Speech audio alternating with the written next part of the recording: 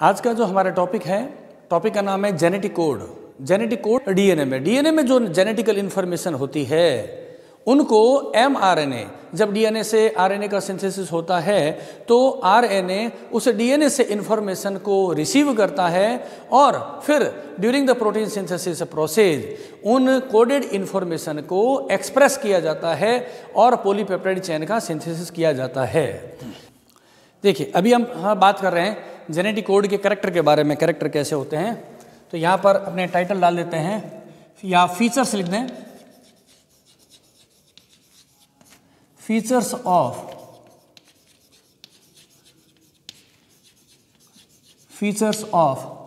Genetic codes. Features of बात करें genetic code, इसमें से पहला फीचर की बात करें समझेंगे, उसे बोलते हैं ट्रिपलेट कोडॉन्स, कि genetic codes are triplet. Genetic codes are triplet, ये बात चली है। ट्रिपलेट मीन्स होता है कि एक जेनेटिक कोड में 3 न्यूक्लियोटाइड होता है। Genetic code is A set of the 3 nucleotide combination. इसका मतलब भी होता है, ट्रिपलेट कोडन का मतलब होता है, जैसे एग्जांपल के लिए बात करें हम, ट्रिपलेट कोडन का मतलब क्या हुआ, ये क्या है, it is a set of 3 nucleotides combination, है ना, कॉम्बिनेशन ऑफ 3 न्यूक्लियोटाइड है, इसलिए हम उसको क्या बोलते हैं, ट्रिपलेट कोडॉन कहते हैं। ट्रिपलेट कोडॉन कैसे बना था, कैसे इसके दिमाग के अंदर आया था, वो हमें सोचना है कि किस तरीके से इन्होंने सोचा। एग्जांपल की बात करें, जैसे यहाँ पर ट्रिपलेट कोडॉन हम क्यों कहते हैं, एग्जाम में पूछ लें इन द शॉर्ट क्वेश्चन से, तो आप कहेंगे genetic codes are triplet in nature because each genetic code is a combination of 3 nucleotides which represent an amino acid.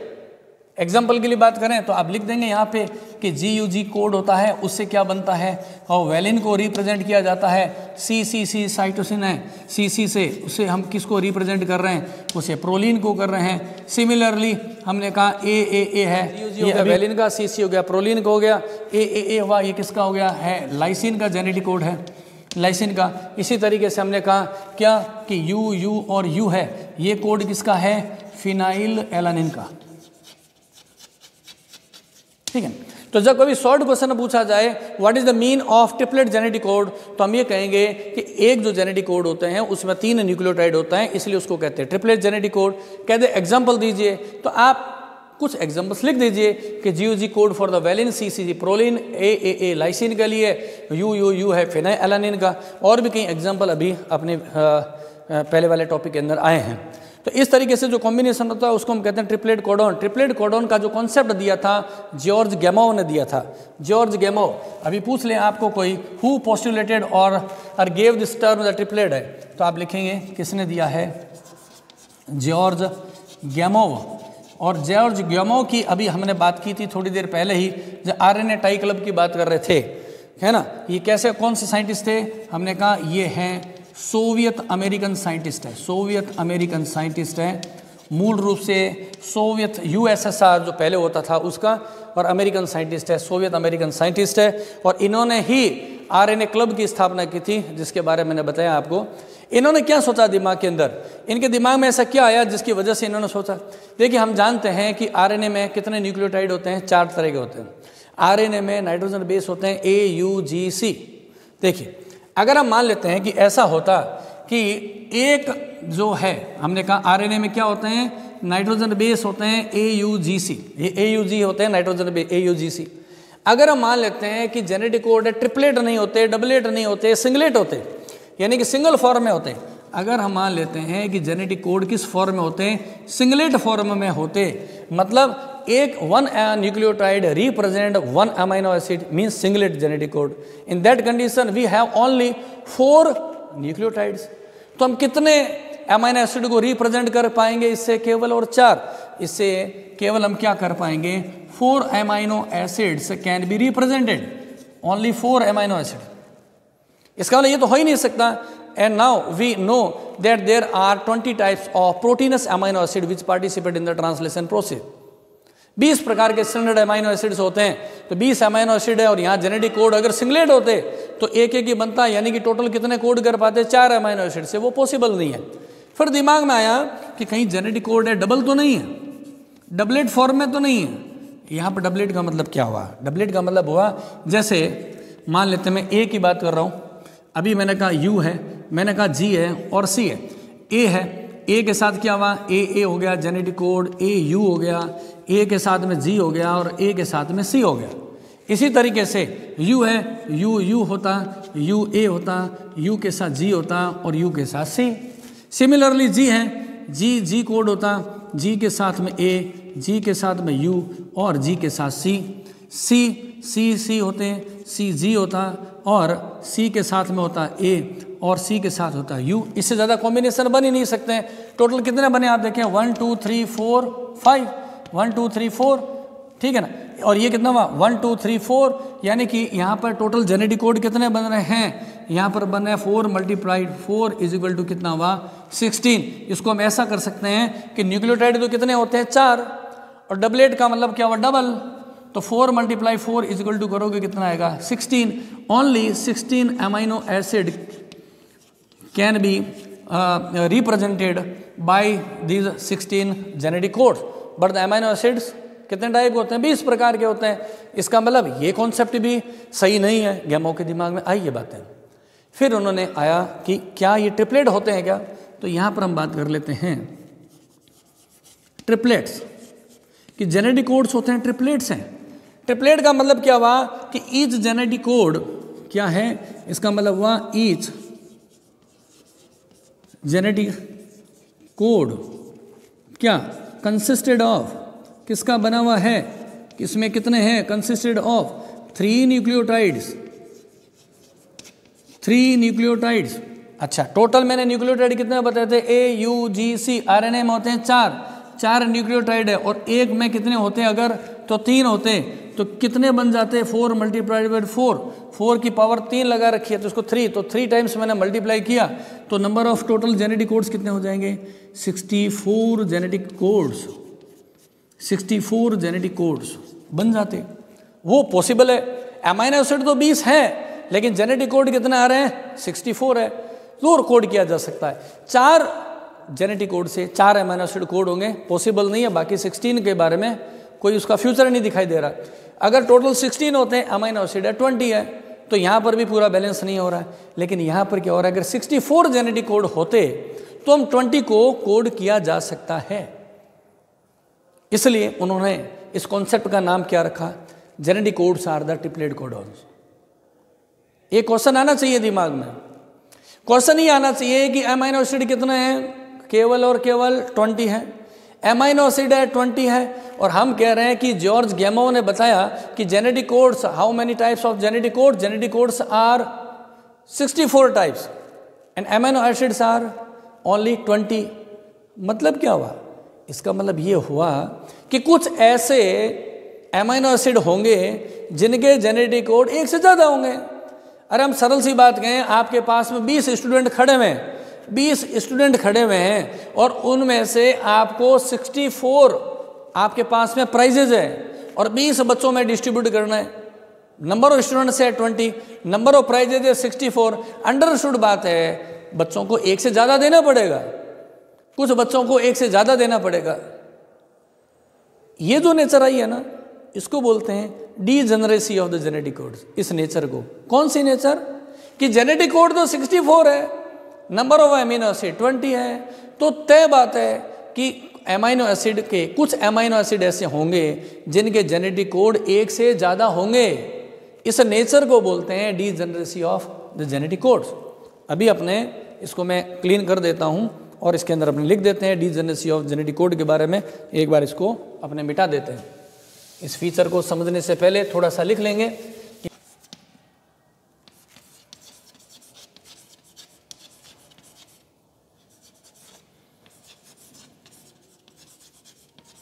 Degeneracy of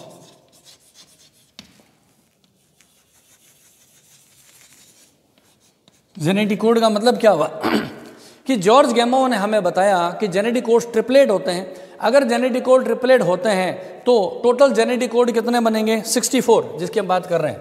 यहाँ पर हमने ये कहा कि जो टोटल जो जेनेटिक कोड्स है वो तो कितने हैं? 64 है। और हम साथ में ये भी कह रहे हैं कि टोटल एमाइनो एसिड्स, टोटल जो एमाइनो एसिड्स हैं वो कितने हैं, 20 है ना। तो 20 amino acids are coded by the 64 genetic codes. It means कुछ एमिनो एसिड के एक से ज़्यादा जेनेटिक कोड होंगे। इसी नेचर को क्या बोलते हैं, डीजेनरेसी ऑफ जेनेटिक कोड्स। यहाँ लिख देता हूँ। इसका मतलब क्या है, इसका मतलब है सम, इसका मतलब है some amino acids have more than one genetic code. कुछ ऐसे अमाइनो एसिड होंगे जिनके जेनेटिक कोड एक से ज़्यादा होंगे, और ये जो नेचर है ना, इसी नेचर को ही कहते हैं डीजेनरेसी ऑफ जेनेटिक कोड। आपको शॉर्ट क्वेश्चन में पूछा जा सकता है what is the mean of degeneracy of genetic code. Then we can say क्या कि there are total number of genetic codes are the 64 and the total of amino acid, number of amino acid is the 20। It means the some amino acid receive or represented by the more than one genetic codes है, this nature is called as the degeneracy of genetic codes। इसी nature को क्या कहते हैं, degeneracy of genetic codes कहते हैं। जैसे मैं आपको नाम बता रहा हूँ, ल्यूसिन, आर्जिनिन एंड सेरिन, इनके 6 कोड होते हैं। जैसे यहाँ पर मैं लिख देता हूँ, यहाँ पे कौन कौन सा, ल्यूसिन होता है, आर्जिनिन है और सेरिन। ये कितने हैं, एमाइनो एसिड 3 है, 1, 2 और 3 है। और ये जो 3 जो एमाइनो एसिड है, प्रत्येक के, ये 3 एमाइनो एसिड है, प्रत्येक के कितने, 6 जेनेटिक कोड है। तो टोटल कितने हो गए, 18 कोड्स हो गए यहाँ पे, है ना। The leucine, arginine and serine, each amino acid is represented by the 6 genetic codes, 6 different genetic codes. तो 6, 6 एंड 6 कितने हो गए, 18 कोड्स हो गए। इसी तरीके से हम बात कर रहे हैं आइसोल्यूसिन की। Isoleucine is also a amino acid. उस अकेले के 3 जेनेटिक कोड है, यानी कि यहाँ पर इसके कितने कोड हैं, 3 है अकेले के। Each isoleucine is represented by the 3 different genetic codes. कुछ ऐसे भी अमाइनो एसिड्स हैं जिनका एक एक ही कोड होता है। जैसे यहां पर मैं लिख देता हूं, वेरी इंपॉर्टेंट, मैथ्योनिन का एक ही जेनेटिक कोड है, ओनली 1 कोड। मैथ्योनिन, हमने कहा प्रोलीन के बाद में हमने बात किसकी की है, एलानिन की, ठीक है ना। और प्रोलीन हो गया, एलानिन हो गया, उसके बाद में ग्लाइसिन, एलानिन और ग्लाइसिन, थ्रियोनिन और वेलिन, यहां नीचे लिख देते हैं, थ्रियोनिन और वेलिन कितने हैं, 1, 2, 3, 4 और 5, ये हैं कितने, 5। और इसमें से प्रत्येक के 4 होंगे, 4, तो टोटल कितना आएंगे, 20 कोड्स।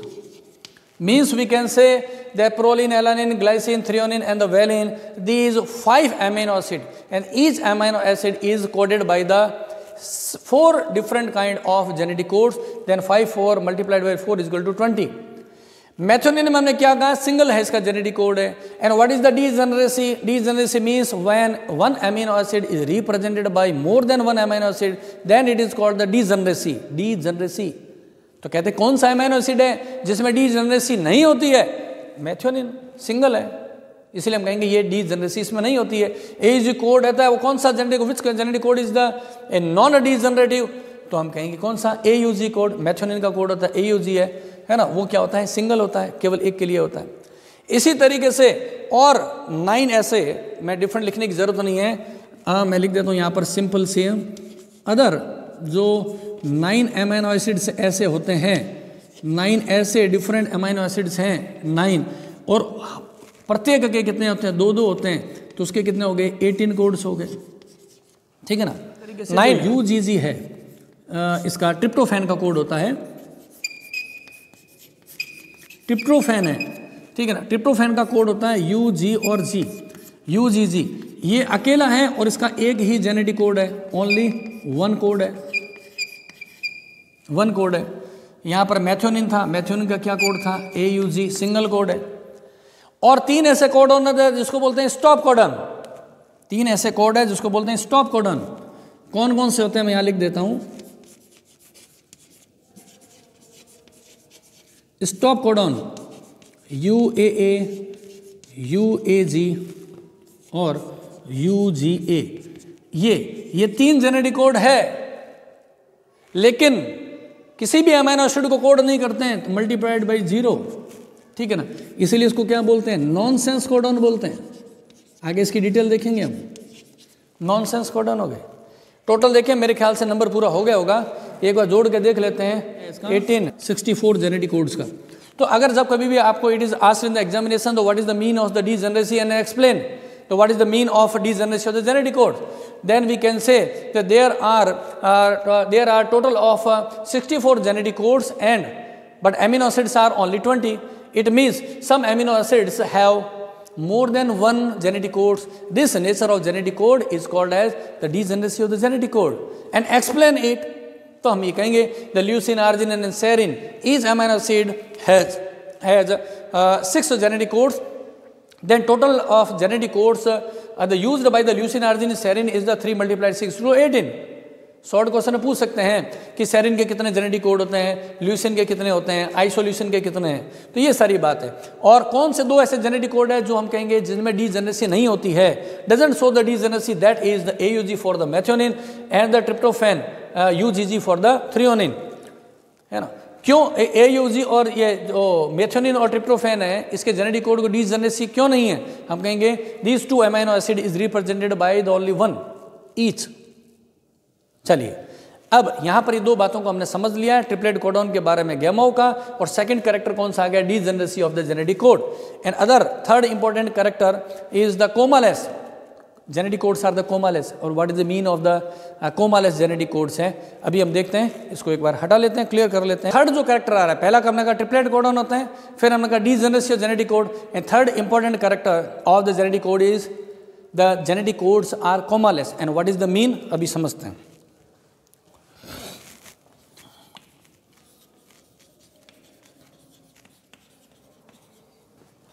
कोमालेस जेनेटिक कोड्स,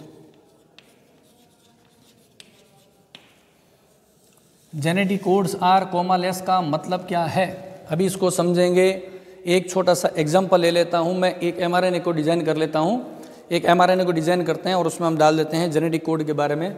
जैसे मान लेते हैं कि यहाँ पर हमने एक सीक्वेंस बने, एक mRNA की सीक्वेंस है जिसमें जेनेटिक कोड्स हैं AUGCCC, उसके बाद में मान लेते हैं U और U है, और उसके बाद मान लेते हैं GU और G। इस तरीके से ये क्या है, आपके पास में एक mRNA मॉलिक्यूल है, ये है 1 mRNA मॉलिक्यूल। अब इसका हम करते हैं ट्रांसलेशन। जब हम इसका करते हैं ट्रांसलेशन, जैसा कि मैंने आपको बताया था, यहाँ पर क्या बनेगी, एक बन जाएगी सीक्वेंस, किसकी, पॉलीपेप्टाइड चेन बन जाएगी। इस पॉलीपेप्टाइड चेन में क्या होगा, वहाँ देखते हैं। AUG है तो यहाँ होगा मैथ्योनिन, CCC है तो यहाँ पे कौन सा होगा, एमाइनो एसिड होगा प्रोलिन। अगेन UU है तो हमने अभी पढ़ा था ये किसका कोड होता है, ये कोड है फिनाइल एलानिन का है। और GUG है, ये है वेलिन का, ठीक है ना। तो यहाँ पर ये कोड किसका है, वेलिन का। ये बन गए जेनेटिक कोड। अभी हमने क्या कहा, एक mRNA मॉलिक्यूल है, उस एक mRNA मॉलिक्यूल में ये वाली सीक्वेंस है, तो क्या बना, AUG से मैथ्योनिन, CCC से प्रोलिन, UUU से बना फिनाइल एलानिन और GUG से बना वेलिन। एक बन गया हमारे पास। अब यहाँ पर हम क्या करने वाले हैं उसको ध्यान से समझेंगे। अब देखिए, हम मान लेते हैं कि डिलीशन हो गया एक जेनेटिक कोड का, यानी कि यहाँ पर ये जो A है ये डिलीट हो गया है, इसका क्या हो गया है, डिलीशन हो गया है। डिलीशन को डिटेल में पढ़ेंगे तो म्यूटेशन में जाएगा, या सिंपली सी बात मानो कि जब किसी mRNA में या DNA में कोई पर्टिकुलर जो न्यूक्लियोटाइड है वो हट गया है, डिलीट हो गया है, उसको कहते हैं डिलीशन। ये मान लेते हैं इसको डिलीशन हो गया। डिलीशन हो गया, अब इसका हमें क्या करना है, ट्रांसलेशन।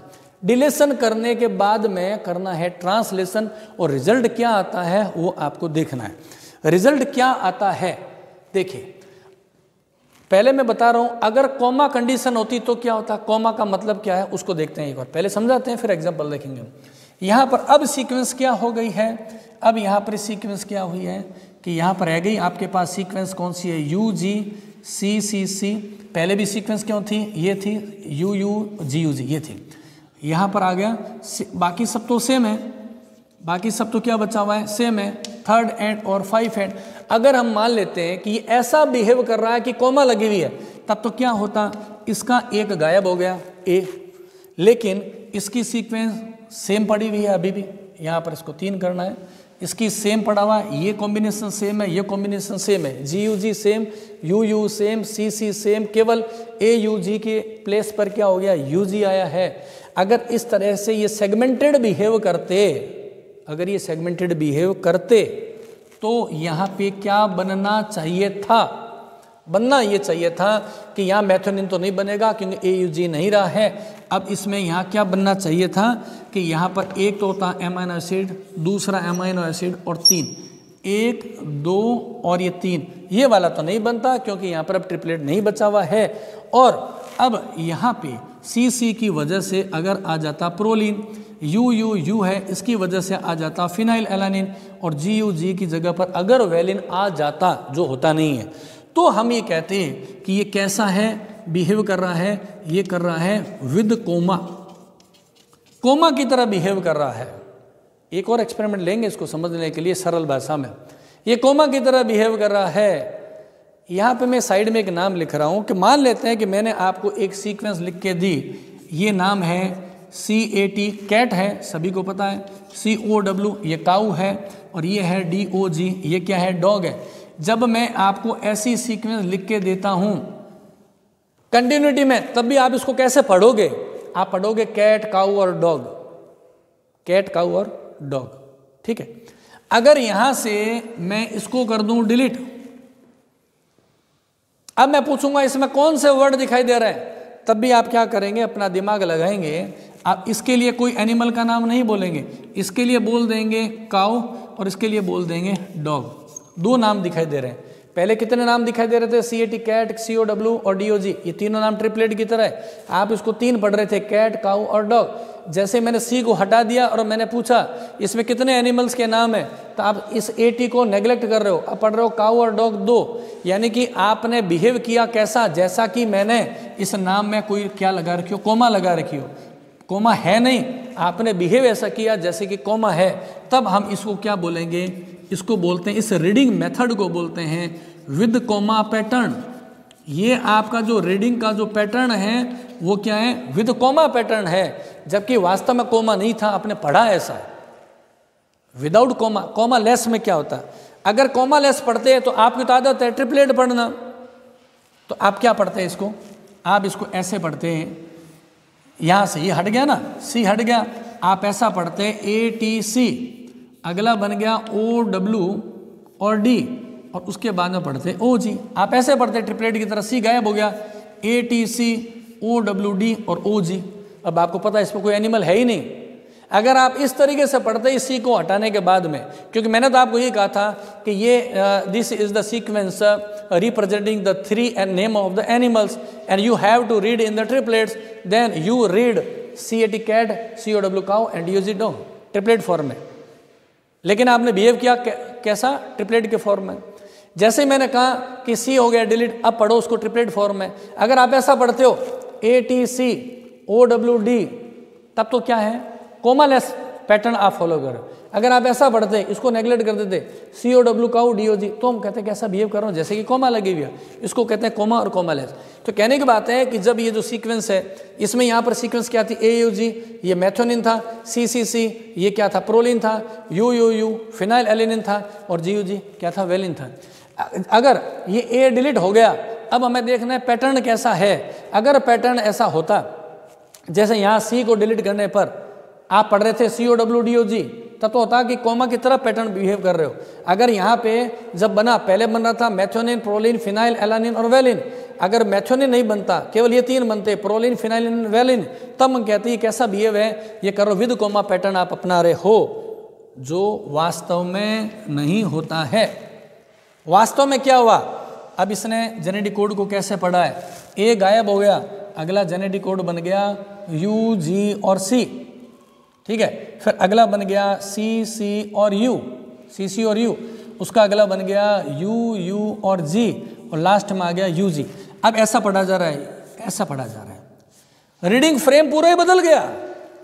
एक न्यूक्लियोटाइड के हटाने पर ऐसा नहीं हुआ है कि केवल एक अमीनो एसिड नहीं बना, 3 तो वही है, एक नहीं बना, ऐसा नहीं हो रहा है, पूरी सीक्वेंस ही बदल गई अमीनो एसिड की।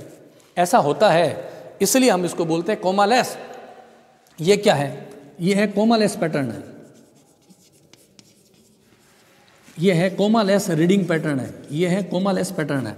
यानी कि कहने की बात है कि जब किसी डीएनए में, ये जैसे डीएनए है, ध्यान से सुने, आरएनए की बात कर लेते हैं, जैसे कि अपने ले रहे हैं, ये मान लेते हैं एक आरएनए मॉलिक्यूल है, एक न्यूक्लियोटाइड की सीक्वेंस है, हम पढ़ेंगे 3 जेनेटिक कोड, 3 3 3 ऐसा, COW, DOG डॉग और कैट हो गया एंड सो ऑन।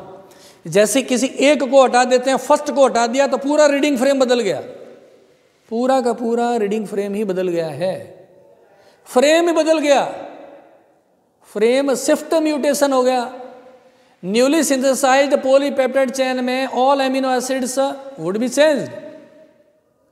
अब मान लेते हैं, ध्यान से सुनिएगा, 30 न्यूक्लियोटाइड है, 30 nucleotides in mRNA, 3 3 3 3, there are 30 nucleotides in a mRNA and 3 nucleotide pair representing 1 amino acid means the 30 nucleotides representing 10 amino acids. If first nucleotide is deleted, then complete frame is changed. अगर मान लेते हैं last वाला एक हट गया तो कोई दिक्कत नहीं है, पढ़ेगा, रीडिंग तो यहाँ से हो रही है, तो सारे के सारे सेम रहेंगे, 9 तक तो 9 3 27, 9 × 3 = 27, वो तो सेम रहेंगे, लास्ट वाला एक बदल जाएगा। अगर कहने की बात है जिस जगह पे डिलेशन होगा या इंजर्शन हो गया, दोनों ही परिस्थिति में जहां से डिलेशन या इंजर्शन हो रहा उसके बाद का पूरा फ्रेम बदल जाता है, पूरा पूरा कंप्लीट फ्रेम। इसीलिए इसको हम बोलते हैं कोमालेस पैटर्न कहते हैं। यानी कि यहां पर मैंने सी हटाया तो पूरा फ्रेम बदल गया, ATCOWD बन गया। अगर मैं केवल जी को हटा देता, यहां से लास्ट से डिलेशन कर देता, तब तो वही रहता, CAT रहता, COW, एक ही बदला। अगर यहाँ बीच में से हटा देता एक को, यहाँ सी मान लेते हैं, सी को गायब कर देता, तो CAT कैट तो रहता, OW कुछ नहीं रहता, DOG भी रहता। यानी कि जहाँ से, सॉरी, यहाँ क्या रहता, अगर सी को हटा देते CAT रहता, फिर अगला चेंज हो जाता OWD, ये चेंज हो गया।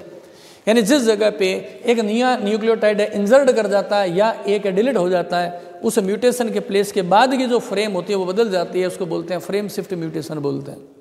इसी को बोलते हैं frame shift mutation. Genetic code में समझना जरूरी होता है, ठीक है ना। ये होती है बात, कोमा और कोमालेस की बात कर रहा हूं मैं यहाँ पे, ओके। अब देखें यहाँ पे आपने नाम पढ़ा CAT कैट है, COW काउ और DOG डॉग, और मैंने कहा जैसे ही इसको हटाया अब आपका रीडिंग फ्रेम हो गया ATCOWD और ये OG, टोटल फ्रेम ही चेंज हो गया। इसको बोलते हैं फ्रेम शिफ्ट म्यूटेशन। अभी आप सोचो एक कुछ अलग काम हो जाता, काम ये हो जाता कि यहाँ पे 5 ये तो रहता CAT, ओके, CAT, यहाँ पे C भी पड़ा है, O नहीं है, O के स्थान पर A आ गया, फिर W आ गया और DOG। ये अगर ऐसा हो जाता, यानी कि ये पर्टिकुलर जो पॉइंट है डिलेशन नहीं हुआ, 1 2 3 1 2 3 4 5 6 7 8 9, again 1 2 3 4 5 6 7 8 9, number of nucleotide is the 9, sequence is the same, but difference is, where is the difference, difference क्या है, the O is replaced by the adenine, O is replaced by the adenine. अब देखो आपका reading frame नहीं बदला, क्योंकि ना तो डिलेशन हुआ ना इंजर्शन हुआ, क्या हुआ, CAT ये रहेगा, ये हो गया 1 अमीनो एसिड, DOG ये सिमिलर है, CAT सिमिलर, DOG सिमिलर, केवल एक पर्टिकुलर अमीनो एसिड है would be change, this is called as spot mutation. ये क्या कहलाएगा, इसको हम बोलेंगे स्पॉट म्यूटेशन। पर्टिकुलर एक स्पॉट पे बदला हुआ, केवल फ्रेम नहीं बदला है। डिलेशन, डिलीट होने पर नंबर ऑफ न्यूक्लियोटाइड चेंज हो गए, कंप्लीट फ्रेम चेंज हो गया, और जहां से डिलेशन होगा उसके आगे का फ्रेम बदल गया। लेकिन यहां पे number of nucleotide is the same, 9 nucleotides 9 nucleotide. Then what is the changes happened? Only 1 nucleotide is replaced by O replaced by the A. In that condition, number of animals, name of the animals, केवल एक बदला है, cat का cat रह गया, DOG का DOG रह गया। सिमिलरली यहाँ पर भी होगा, अगर यहाँ डिलीशन नहीं हो, यहाँ सी हट जाए, C is replaced by the A, C is replaced by A, मतलब एक्स वाई जेड कुछ भी हो सकता है, चेंज हो गया, तो AUG is the same, UUU is the same and GUG same, only 1 amino acid is replaced by the another, rest of the 3 amino acid would be the same. Such kind of mutation is called as the point mutation. That mutation which happened on a particular spot, on the point mutation, spot mutation. ये character कौन सा है? Commaless nature of the genetic codes. अगर exam में पूछ लें तो आप इसको एक्सप्लेन कर देंगे। नेक्स्ट टॉपिक में आते हैं, बोर नहीं होना है, आपको रिलैक्स में समझना है। अब नेक्स्ट टॉपिक के बारे में इस वीडियो को जब बार बार देखेंगे, अगेन एक चीज़ और मैं बता देता हूँ, जैसे ही ये टॉपिक पूरा होगा इसी वीडियो को लास्ट तक देखें। लास्ट में मैंने near about 25 stage 30 objective questions और ऐड कर रखे हैं, तो पहले इस वीडियो को देखेंगे, उसके बाद में इसी वीडियो के एंड में लगभग हम कह देंगे नियर अबाउट 25 to 30 है, multiple choice questions are would be added. So आप उसमें देखेंगे, विद आंसर के साथ में होगा। और अगर कोई क्वेश्चन में प्रॉब्लम हो तो अगेन क्या करना है, इस वीडियो को दोबारा देखेंगे तो क्वेश्चन वो क्लियर हो जाएगा। वीडियो को ध्यान से नहीं देखेंगे तो वो ऑब्जेक्टिव क्वेश्चन रह जाएंगे। टेक्निकली समझना है, जो I am explaining here about the point mutation और द फ्रेम सीड म्यूटेशन, उसके क्वेश्चन निकलेंगे उसमें। अगर इसको ध्यान से पढ़ा है तो वहाँ पर ऑब्जेक्टिव हो जाएंगे, या ध्यान से नहीं पढ़ा है तो ऑब्जेक्टिव क्वेश्चन नहीं हो पाएंगे। अगर ऑब्जेक्टिव क्वेश्चन दिक्कत आए, अगेन वीडियो को रिपीटेशन में देखेंगे, गारंटेड आपको समझ में आ जाएगा। अभी हम नेक्स्ट पॉइंट की बात करते हैं। The nature of genetic code is the non overlapping. What is the mean of non overlapping, अभी टॉपिक में देखते हैं। आर नॉन ओवरलैपिंग क्या होता है? बिल्कुल सिंपल से एग्जाम्पल से आप समझ पाएंगे।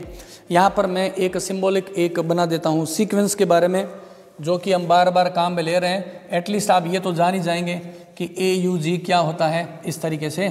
हाँ, उसके बाद में GUG क्या है आप समझ गए, CC होता है, प्रोलीन होता है, ठीक है ना। इसी तरीके से आप आगे की तरफ अपना लिख देते हैं U और U, और ऐसा चलता रहेगा। ये है जेनेटिक कोड्स। अब ओवरलैपिंग क्या है, नॉन ओवरलैपिंग क्या है? पहले मैं यहाँ पे आपको सरल सा बता दूँ, मतलब क्या है। अगर यहाँ पर नंबर ऑफ न्यूक्लियोटाइड कितना है, 1 2 3 4 5 6 7 8 9 10 11 12, total number of nucleotide in this sequence is 12. Number of nucleotide is 12. A genetic codes is triplet. Triplet means the sequence of set of 3 nucleotide represent 1 amino acid. तो इस mRNA से जब protein बनेगा उसमें number of amino acid कितने होते हैं? वो होंगे कितने? 4. 1 amino acid, this is the 1 amino acid, ये second amino acid, third amino acid and 4 amino acid, 1 2 3 and 4. जब whenever such kind of mRNA is translated, such kind of mRNA is translated, in that condition a polypeptide chain, newly synthesized polypeptide chain contains only 4 amino acid residues. 4 amino acid residues. ये check हो चुका है, experimentally कर चुके हैं।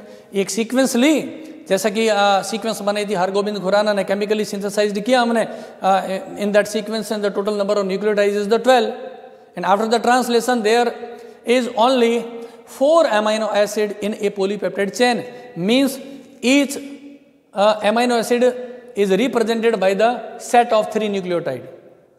ये हमें पता है, इसी को हम बोलते हैं नॉन ओवरलैपिंग। अगर ओवरलैपिंग होता तो क्या होता वो अभी देखेंगे। अभी ये पैटर्न, ये फैशन, ये पैटर्न क्या कहलाता है? इसको हम बोलते हैं नॉन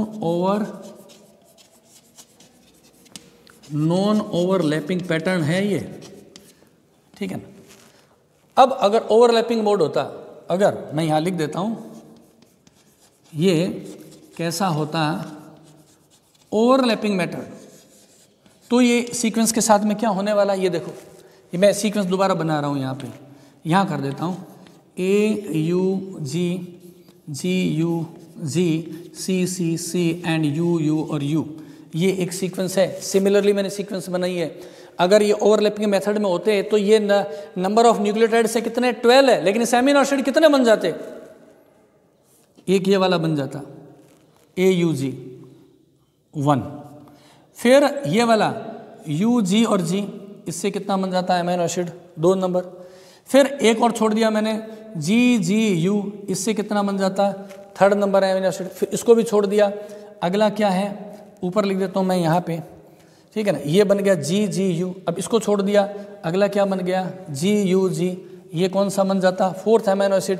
फिर इसको भी हमने छोड़ा UG और C, इससे बन जाता 5 नंबर, इसको भी हमने छोड़ दिया। नेक्स्ट को ले लिया हमने कौन सा GC और C, इससे किसको रिप्रेजेंट करते हैं 6 नंबर, इसको भी छोड़ दिया। अगेन आपका गया C और C 7, ये 7th नंबर हो जाता। फिर उसके बाद में इसको छोड़ा CC एंड U, ये कितना हो जाता 8th नंबर पे हो जाता। और इस CCU के बाद इसको भी हमने छोड़ दिया है। अब हमने किसको लिया है CU और U, ये क्या हो जाता 9 नंबर। अगेन इसको छोड़ा, ये कितना होता 10। आप देखो अगर ओवरलैपिंग पैटर्न होता तो नंबर ऑफ अमीनो एसिड कितने हो जाते 10 अमीनो एसिड, तो कितने अमीनो एसिड्स हो जाते। मतलब अगर आप इसका इस the sequence of mRNA, if a mRNA containing the 12 nucleotides, अगर ऐसा mRNA से 12 न्यूक्लियोटाइड है और उसका ट्रांसलेशन करते और ट्रांसलेशन होने पर newly synthesised polypeptide chain if contain the 10 amino acid, then we can say that genetic codes are overlapping. लेकिन जब इसका ट्रांसलेशन करते हैं तो क्या होता है, केवल 4 अमीनो एसिड आता है। इसका मतलब कैसा है, होती कौन सी कंडीशन है, नॉन ओवरलैपिंग होते हैं। ये वाला जो पैटर्न है ओवरलैपिंग, ये क्या है, फॉल्स पैटर्न है, ये है फॉल्स पैटर्न है ना। इसको ओवरलैपिंग हमने क्यों कहा, यहां पर देखो सीक्वेंस क्या बनी AU और G, ये फर्स्ट जेनेटिक कोड बन गया। अगला क्या बन रहा है देखिए UG और G, तीसरा क्या बन रहा है AUG, उसके बाद आ गया UGG, तीसरा हो गया GGU, GG और U। अगला छोड़ दिया, क्या बन गया GU और G। नेक्स्ट क्या बन गया UG और C, नेक्स्ट GCC। ऐसा बनाते रहेंगे तो क्या हो रहा है, इसमें ये पार्ट ओवरलैप्ड है, GG एंड GG ओवरलैप्ड है, इधर GU ओवरलैप्ड है, UG और UG ओवरलैप्ड है। यानी कि जो जेनेटिक कोड्स हो रहे हैं उनके दो न्यूक्लियोटाइड क्या हो रहे हैं, ओवरलैपिंग फॉर्म में है, इसलिए हमने इसको कहा ओवरलैपिंग फॉर्म किया। इसमें ओवरलैपिंग है, AUG सेपरेट है, GUG सेपरेट है, इसलिए इसको बोलते हैं नॉन ओवरलैपिंग फॉर्मेट कहते हैं। तो सिंपल सी बात है कि हमें प्रैक्टिकली कैसे पता चला, अगर हम ये कहते हैं कि अगर if a mRNA molecule contains 30 amino acid 30 nucleotides then that mRNA translated into the 10 amino acids. ये पैटर्न होता तो बहुत सारे बन जाते, इसलिए हम कहते हैं नॉन ओवरलैपिंग होता है, ये ओवरलैपिंग है। दोनों में डिफरेंस हमें समझ में आना चाहिए। पोलैरिटी ऑफ जेनेटिक कोड्स, ये पोलैरिटी का मतलब क्या होता है। अभी पोलर एंड का मतलब होता है जिसमें आप एक इनिशियल पॉइंट कहते हैं, स्टार्ट पॉइंट, एक एंड पॉइंट कहते हैं, तो उसको हम बोलते हैं पोलर कहते हैं। तो यहाँ पे जैसे मैंने आपको ये कहा, जिसकी मैं बात कर लेता हूँ पोलैरिटी के लिए एग्जांपल के, मेथियोनिन की बात कर लेते हैं। हमने कहा कि एक जेनेटिक कोड है जिसको मैं बार बार कह रहा हूँ कि AUG जेनेटिक कोड है, इसको 5 से 3rd डायरेक्शन में पढ़ते हैं तो ये क्या बनता है, मेथियोनिन। बिल्कुल सिंपल सी बात है। कोई भी जेनेटिक कोड होते हैं उसके 2 पार्ट होते हैं, 2 एंड्स होते हैं, एक the 5 and and the 3rd and, other and is the 3rd and the 5 and, because of their is 2 ends in the all nucleic acids like the DNA और the RNA, 5 and और the 3rd and, that's why each genetic code has the 2 poles of 5 end and the 3rd end। ये हो गया polarity and non polarity। अगर किसी चीज को, जैसे मैंने कहा this duster is the non polar because we cannot decide its starting point and the end point। अगर मैंने इसको ऐसे घुमा भी दिया, रिवर्ट कर दिया, तब भी आपको ये स्टार्टिंग पॉइंट आप डिसाइड नहीं कर सकते हैं। लेकिन अगर आपके पास में कोई पेन है, पेन एक तरफ होता है लिखने वाला हिस्सा, दूसरा अपोजिट है, तो उसमें आप कह सकते हैं ये स्टार्टिंग पॉइंट हो गया, जहाँ निब है, जहाँ आपका बॉल पेन का लिखने का पार्ट होता है, अपोजिट एंड है, उसको हमने क्या कहा, जैसे पेन की तरह का पॉइंट वाला पार्ट हो गया जहाँ से लिखते हैं, वो हो गया इसका इनिशियल पॉइंट हो गया, और एंड हो गया जहाँ पर इसकी कैप होते हैं। इसको घुमा देंगे तो आप उसमें पोलैरिटी है। इस चौक में पोलरिटी नहीं है, मैं इसको इधर भी लिख सकता हूँ, इसको घुमा के इधर भी लिख सकता हूँ, तो मैं चौक क्या है, नॉन पोलर है। इसके आप स्टार्ट पॉइंट और एंड पॉइंट को डिसाइड नहीं कर सकते हैं। लेकिन बॉल पेन है वो क्या है, पोलर है। आप उसको आप ऐसे लिख के अगर घुमाएंगे तो वो अपना फंक्शन नहीं करेगा, इसलिए हम कहते हैं पेन क्या होता है, नॉन पोलर होता है। चौक क्या है, नॉन पोलर है। पेन कैसा होता है, पोलर होता है। तो यहाँ पर AUG कोड है। अगर जब हम इसको ये रीड आउट करते हैं, if we read out this genetic code in the direction of 5 to 3rd and then this code represent the methionine. But if we try to read it into the reverse position, मतलब अगर आप इसको GUA में अगर read करेंगे ना ऐसे कि GUA में, तो AUG से क्या बना, मैथ्योनिन बना। और अगर GUA से करते हैं तो मैथ्योनिन नहीं आता है, यहाँ पर क्या आता है, वेलिन आता है। अगर ये नॉन पोलर होता तो AUG भी मैथ्योनिन होता, उल्टा कर दो तो GUA है वो भी क्या होता, मैथ्योनिन होता। मतलब इसको आप ऐसे पढ़ो तो भी मैथ्योनिन हो और ऐसे उल्टा पढ़ने पर भी मैथ्योनिन अगर होता तो हम कहते हैं पोलर है, नॉन पोलर है। लेकिन ऐसा नहीं होता। AUG मीन्स क्या होता है, मैथ्योनिन, और GUA उल्टा। आज जैसे ही रीड आउट करेंगे in the reverse order, it will represent the valine amino acid. That's why we say the genetic codes are the polar. उल्टा नहीं पढ़ना है उसको। यू तो अंडरस्टूड बात है, यू है जो फिनाइल एलानिन है, उसको उल्टा पढ़ोगे तो भी वही है, तो उसमें कोई प्रॉब्लम नहीं आने वाली। इसमें प्रॉब्लम आ जाएगी। जेनेटिक कोड्स कहते हैं पोलर होते हैं। अब मैं बात करता हूँ स्टॉप इनिशिएशन कोडन और स्टॉप कोडन की बात कर लेते हैं अभी थोड़ा सा। यहाँ पर लिख लेते हैं अपने इनिशिएशन कोडन।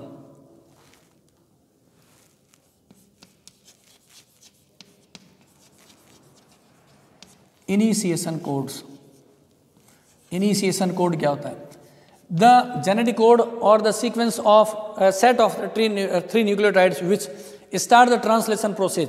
ये हम बार बार कह चुके हैं कि जब कभी भी ट्रांसलेशन प्रोसेस होता है mRNA के ऊपर, फर्स्ट जेनेटिक कोड कौन सा होता है, AUG होता है।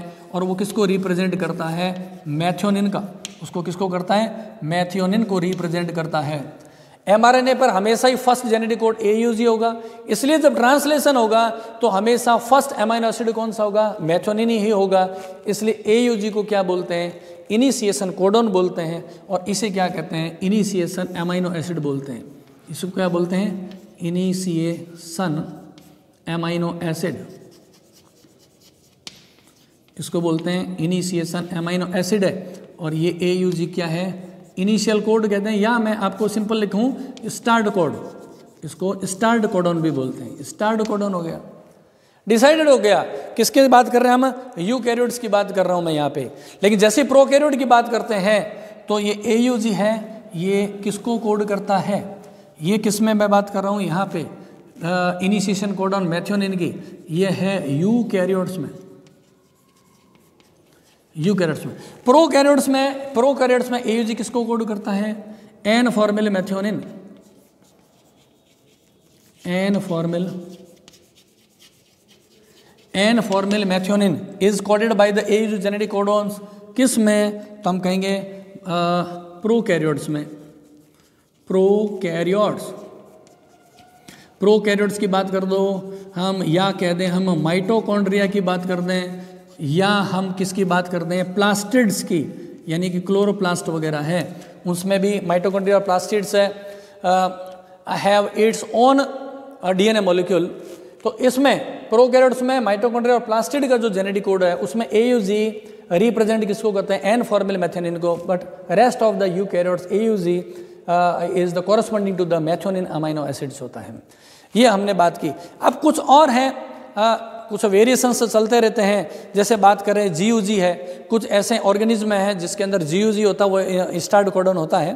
तो जैसे मैं बात करूं अपने किसकी, ई कोलाई बैक्टीरिया, कुछ हम वेरिएशन देखते हैं।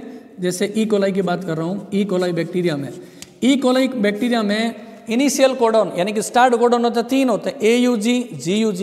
यहाँ पर मैं लिख देता हूँ, इसमें कौन से AUG भी होता है और GUG है, यह भी जेनेटिक कोड होता है। और उसके अलावा इसके अलावा AUG और गया GUG और UUG और G, 3 तरह के स्टार्ट कोडन होता है। 83% केसेज में AUG है, एक इसको AUG होता है, 83% केसेज में AUG ही होता है start codon.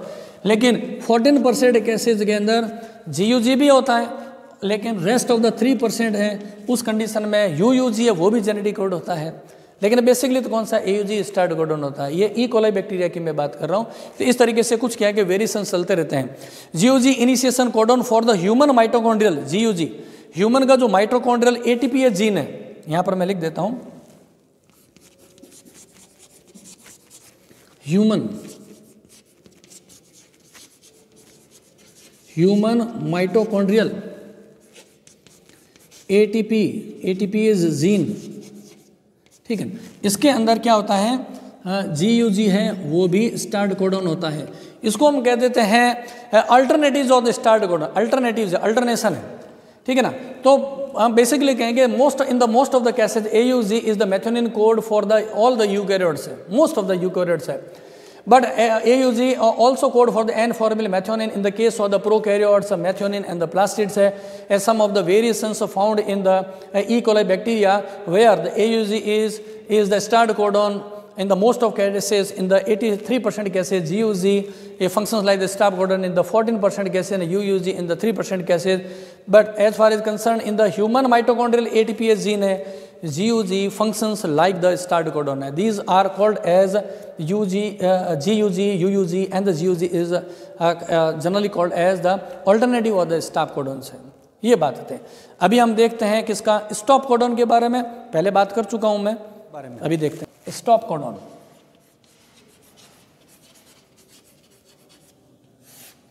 Stop codon it is also called as termination codon. Termination codon. It is also called as termination codon because these codes terminate the translation process. पर मैं बात कर रहा हूँ, यहाँ पे अपने एक बना दे mRNA को, ये आ गया mRNA, ये हो गया इसका 5 एंड, ये mRNA हो गया 3rd एंड हो गया। यहाँ पर मैं बात कर रहा हूँ हमेशा स्टार्ट कोडन कौन सा है, AUG, इसको हम बोलते हैं स्टार्ट कोडन कहते हैं। और यहाँ पे at the back side towards the 3rd and, यहाँ पर मैं सीक्वेंस की बात कर रहा हूँ। कौन कौन सी सीक्वेंस के बारे में, UAG is a termination codon, stop codon होता है। उसके बाद में UA और A, इसी तरीके से अगर मैं इसको बढ़ा देता हूँ एक बार के लिए, यहाँ बढ़ा देते हैं UGA, यहाँ पर कर देता हूँ मैं UGOA, UAG, UAA और UGA, these 3 codes is called as the termination codon or the stop codon। ये वाले ये क्या कहलाते हैं, स्टॉप कोडन्स कहते हैं। ये हो गए स्टॉप कोडन होते हैं। और ये जो UAG, UAA और UG है, इनको हम एक और कहते हैं, इसका नाम एम्बर, ओक्रे और ओपल। एम्बर इसका एक जनरल लैंग्वेज में नाम लिख देते हैं, इसको एम्बर बोलते हैं। इसको UAG को क्या बोलते हैं, एम्बर बोलते हैं। UAA इसको बोलते हैं ओक्रे, यहाँ लिख देता हूँ मैं, ओक्रे बोलते हैं। और ये वाला जो लास्ट है इसको हम ओपल बोलते हैं या अंबर भी बोलते हैं। ये इसका कॉमन नेम है, कॉमन नेम है। तो ये तो क्या हुआ, स्टार्ट कोडन है, स्टार्ट कोडन है। और यहाँ पर आते क्या होगा, टर्मिनेशन हो जाएगा, ट्रांसलेशन रुक जाएगा। तो फिर पढ़ा किसको जाएगा, ट्रांसलेट किसको करेंगे, हम ट्रांसलेट करेंगे इतने पार्ट को including the AUG and up to the start of termination codon. This part of the mRNA is called as open frame. इसको हम जनरल लैंग्वेज में कह देते हैं, इसको ओपन फ्रेम कहते हैं, ओपन रीडिंग फ्रेम बोल सकते हैं, इसको ओपन रीडिंग फ्रेम कहते हैं इसको, है ना। ये जो टर्मिनेशन कोडन है, स्टॉप कोडन है, स्टॉप कोडन को हम बोलते हैं नॉनसेंस कोडन। नॉनसेंस कोडन, ये पूछ लेते हैं why do we say the stop codon as the nonsense codon, what is the mean of the nonsense, जिसको हम आम भाषा में क्या बकवास है, ऐसी बात जिसका कोई अर्थ नहीं होता है, उसको हम बोलते हैं नॉनसेंस कहते हैं। तो ये जो स्टॉप कोडन होते हैं UAG, UAA एंड UGA है, ये किसी भी अमीनो एसिड को कोड नहीं करते हैं, इसलिए इसका नॉनसेंस है ना। ये क्या करते हैं, हम ये कहेंगे यहाँ पे do not code any amino acid, do not code any amino acid, ये किसी भी अमीनो एसिड को कोड करते नहीं है, इसका कोई अर्थ ही नहीं है, इसलिए कहते हैं नॉनसेंस कोडन कहते हैं इसको। और स्टॉप कोडन इसलिए क्योंकि ट्रांसलेशन को एंड कर देते हैं। कौन कौन से होते हैं, UAG, UAA, UGA, common name इनका हमने आपको बता ही दिया है यहाँ पे। और यहाँ AUG है, ये तो स्टार्ट कोडॉन है, साथ में मेथियोनिन को कोड भी करता है।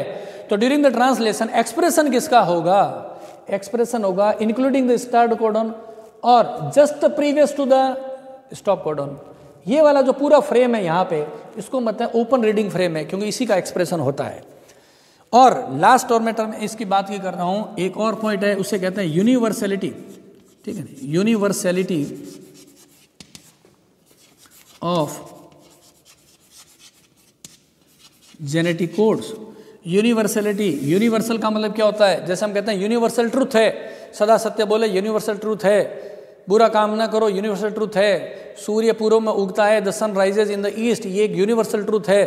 तो कहने की बात है कि in the initial discovery scientist ने कहा था जेनेटिक कोड यूनिवर्सल है, मतलब AUG है, AUG is the code for the methionine, AUG is the code for the methionine in the E coli bacteria as well as in the well developed animal human being. यानी कि smallest up to the smallest animal the E coli AUG codes for the methionine, and from the E. coli bacteria the rest of the whole world including the protozoa, porifera, coelenterata to up to the mammals, AUG codes for the methionine, means AUG is the specified for the methionine. Similarly GUG for the valine, CCC for the proline. तो all the animals, even the plants, सभी animals और plants में क्या होता है? Genetic codes specified होते हैं, इसलिए कहा ये यूनिवर्सल है। बाद में ऐसा माना लगा, साइंटिस्ट ने कंक्लूजन निकाला कि हम ये कह नहीं सकते हैं कि यूनिवर्सल है, तो आजकल कहते हैं नियरली यूनिवर्सल, क्योंकि कुछ इसमें एक्सेप्शंस आ गए हैं। इसके बाद में क्या बोलते हैं? नियरली यूनिवर्सल बोलते हैं इसको, है ना। अगर बात कर रहे हैं तो जेनेटिक कोड साथ यूनिवर्सल और द हमने कहा तो नियरली यूनिवर्सल है। सम ऑफ द एक्सेप्शंस हमने देखे हैं, जो कि देखे हमने माइटोकॉन्ड्रिया के अंदर देखे हैं और प्रोटोजोआ में, है ना। इसमें जो एक्सेप्शंस मिले हैं, एक्सेप्शंस वो कहाँ मिले हैं? माइटोकॉन्ड्रियल जीन के रेस्पेक्ट में, माइटोकॉन्ड्रिया एंड प्रोटोजोन, इनमें कुछ ऐसे एग्जाम्पल मिले हैं जिसमें क्या है, कुछ वेरिएशन है, इसलिए हम इसको यूनिवर्सल ना करके नियरली यूनिवर्सल बोलते हैं, nature of the genetic codes कहते हैं। तो ये यहाँ पर अपना काम हो गया है जेनेटिक कोड्स के बारे में। साथ में मैं आपको एक्सप्लेन कर चुका हूँ डिजीज़ के बारे में, फ्रेम शिफ्ट म्यूटेशन क्या होता है, साथ में मैं ये भी बता चुका आपको स्टॉप कोडॉन क्या होता, स्पॉट म्यूटेशन क्या होता है। जब मैंने बताया कि जब किसी DNA की एक पूरी सीक्वेंस के अंदर एक पर्टिकुलर साइट के ऊपर अगर रिप्लेसमेंट हो जाता है तो ओपन फ्रेम वही रह जाता है। सिकल सेल एनीमिया जो डिजीज़ होती है वो भी जेनेटिक कोड में क्या होता है? म्यूटेशन की वजह से होता है।